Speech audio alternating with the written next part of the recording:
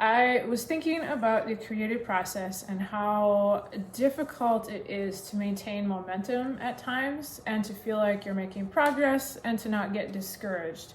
I think as a creative, if you're an artist or writer, a videographer, whatever that form takes, trying to see progress and be motivated are difficult things. For me, painting was a big leap. I had been drawing most of my life when I was a kid, and in high school I started painting. I wanted it to be amazing. It was tough. I started in acrylic. I didn't love it. I felt really out of my depth trying to paint and mix, and the practice it's a difficult practice. It takes a lot of practice. And I wasn't really patient. I was young, I was a kid, and it was difficult to be patient with an entirely new medium when I had already, as a high school student, I'm grouped by my friends as an artist, and I felt pressure to have my work look a certain way. I wanted it to look really good. And when you're new at something, it's probably not going to look really good. It's probably going to take some time to figure out how to work with that medium. More recently, about 2.5 years ago, I did a watercolor, and watercolor is kind of a new medium for me. It's not a medium I enjoyed working in very much, so it took some time for me to be like, all right, I'm going to do this. I love that I can carry it with me. I can travel with it. I have a sketchbook, and I can close that sketchbook up and walk away within a few minutes, unlike an oil painting. For a multitude of reasons, I decided it's time to do some watercolor. And one of the watercolors I did was of a raptor that I work with at the Nature Center. The species is Merlin. The watercolor is pretty cool. I liked it. I think looking back at it, there's lots I would change.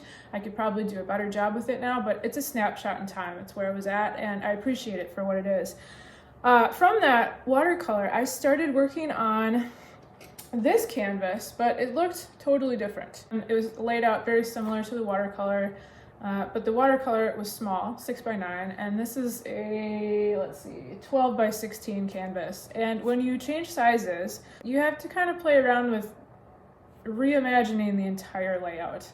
How are you going to change the composition so it fits? My first version of this, I worked on it and I got frustrated because it just looked really flat.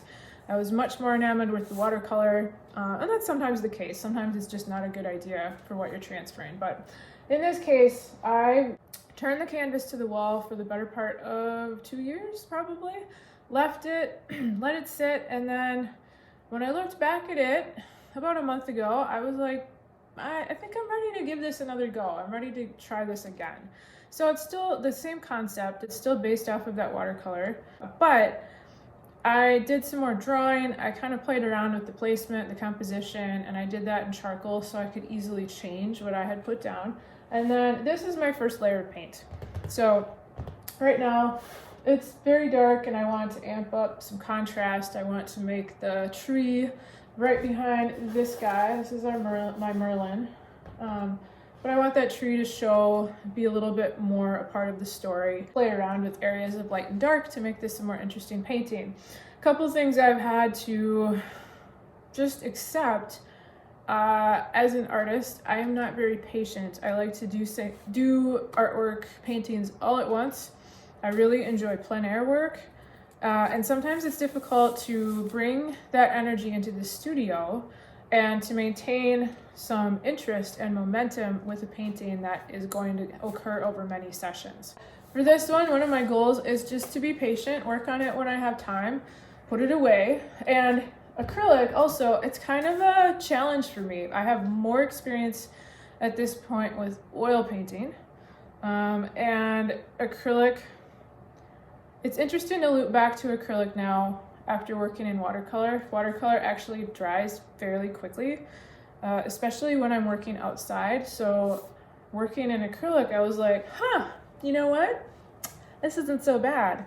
I have enough time to think about what I'm mixing and put it down, leave, come back, look at it, see what I think, evaluate, and move on. It still dries really quickly. It's been fun to come back to it and work on it. My point with this little spiel is being creative takes a lot of energy. You have to give yourself some patience and some space to recharge that energy. There is an element of just sitting down and starting, or standing in front of your easel and starting and getting your creativity to flow that way, especially as a professional artist. You just have to work. You're not going to be inspired all the time. A lot of it is just sitting down and starting the work.